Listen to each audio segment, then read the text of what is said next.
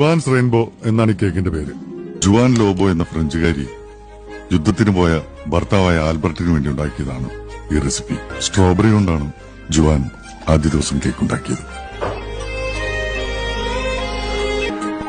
യുദ്ധം അവസാനിച്ചില്ല. വരാമെന്ന് പറഞ്ഞ ദിവസം ആൽബർട്ട് വന്നില്ല.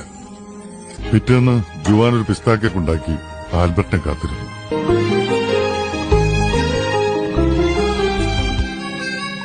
പുള്ളിക്കാരൻ വന്നോ? വന്നില്ല. അവളത് സ്ട്രോബെറി കേക്കിനോട് ചേർത്ത് വെച്ചു. ജുവാൻ തന്റെ മുറ്റത്ത് ആദ്യമായി കാഴ്ച ഓറഞ്ച് മരത്തിൽ നിന്നും പഴുത്ത ഓറഞ്ചുകൾ നോക്കി പറിച്ചെടുത്ത് കേക്കുണ്ടാക്കി കാത്തിരുന്നു. യുദ്ധം അവസാനിച്ചു.